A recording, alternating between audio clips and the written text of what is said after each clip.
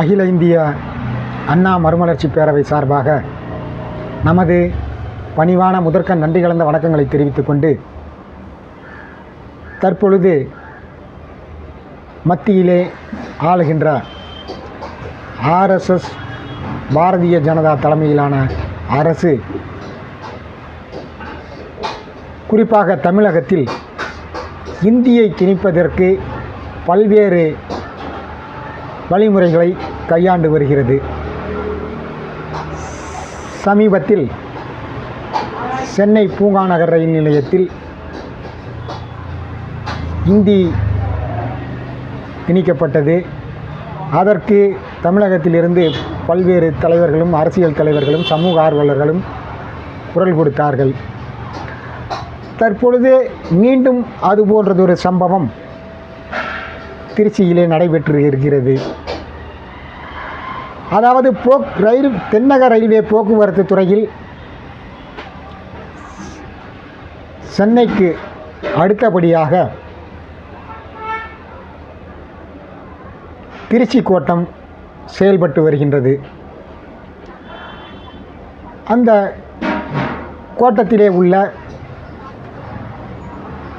திருச்சி மண்டல ரயில்வே நுழைவு வாயிலின் ரயில்வே அலுவலகத்தின் நுழைவு வாயிலுக்கு கர்த்தவ்ய திவார்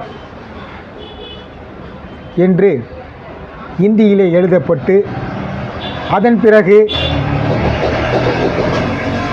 ஆங்கிலத்திலும் அந்த இந்தி எழுத்துக்களான கர்த்தவ்ய பவன் என்பதை தமிழிலும் எழுதியிருக்கிறார்கள். இது உண்மையிலேயே ஒரு மாநிலத்தை, குறிப்பாக தமிழகத்தில் இந்தியை திணிப்பதற்கு மத்திய அரசு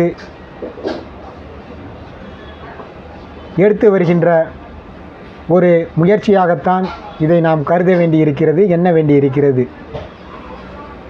இந்த கர்த்தவ்ய பவன் என்பதற்கு இந்தியில் உள்ள இந்த சொல்லுக்கு இணையான தமிழ் சொல் என்னவென்றால் கடமையின் நுழைவு வாயில் என்று அதன் பொருள். அந்த கடமையின் நுழைவு வாயில் என்பதை கர்த்தவ்ய பவன் என்று இந்தியிலே எழுதி திருச்சி மண்டல ரயில்வே அலுவலகத்தின் நுழைவு வாயிலிலே அமைத்திருக்கிறார்கள். இதை அகில இந்திய அண்ணா மறுமலர்ச்சி பேரவை சார்பாக மிகவும் வன்மையாக கண்டிப்பதோடு மட்டுமல்லாமல், தொடர்ந்து இங்கு வரும்போதெல்லாம் மாண்புமிகு பாரத பிரதமர் அவர்கள் தமிழிலே வாசிக்கிறார், தமிழிலே பேசுகிறார், தமிழ் கற்கவில்லை என்று குமுறுகிறார், தமிழக மக்களிடம் கொஞ்சி குழாவுகிறார். அடுத்த நிமிடம் இங்கிருந்து சென்றவுடன் தமிழை மறந்துவிட்டு தமிழகத்தில் இந்தியை புகுத்த பல்வேறு வழிமுறைகளை கையாண்டு வருகிறார் என்பதை தமிழக மக்களாகிய உங்கள் அனைவருக்கும் அகில இந்திய அண்ணா மறுமலர்ச்சி பேரவை சார்பாக தெரிவித்துக் கொண்டு, இந்த திருச்சி மண்டல ரயில்வே அலுவலகத்தின் நுழைவாயிலில் உள்ள கர்த்தவ்ய பவன் என்ற சொல்லை நீக்கிவிட்டு கடமையின் நுழைவாயில் என்று மாற்ற வேண்டுமென்று அகில இந்திய அண்ணா மறுமலர்ச்சி பேரவை சார்பாக தெற்கு ரயில்வே பொது மேலாளர் அலுவலர் அவர்களுக்கும் மற்றும் திருச்சி மண்டல மேலாளர் அலுவலர்களுக்கும் மற்றும் தெற்கு ரயில்வே துறை மத்திய அமைச்சர் அவர்களுக்கும் மற்றும் மத்திய அரசுக்கும் அகில இந்திய அண்ணா மறுமலர்ச்சி பேரவை சார்பாக தெரிவித்துக் கொண்டு,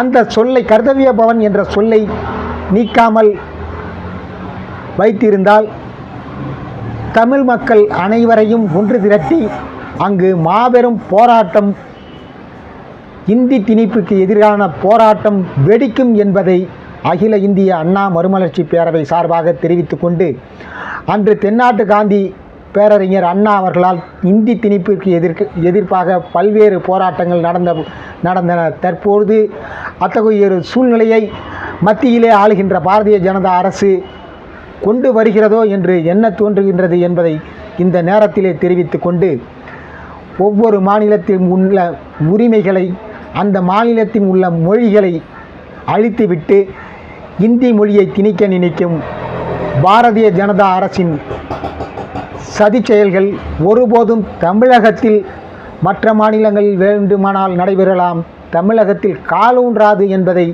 ஒரு எச்சரிக்கையாக அகில இந்திய அண்ணா மறுமலர்ச்சி பேரவை சார்பாக தெரிவித்து கொண்டு, இந்த கர்த்தவ்ய பவன் என்ற சொல்லை நீக்கிவிட்டு கடமையின் நுழைவு வாயில் என்று பெயர் வைக்க வேண்டும் என்று மீண்டும் ஒரு முறை தெரிவித்து கொண்டு விடைபெறுகின்றேன். நன்றி, வணக்கம்.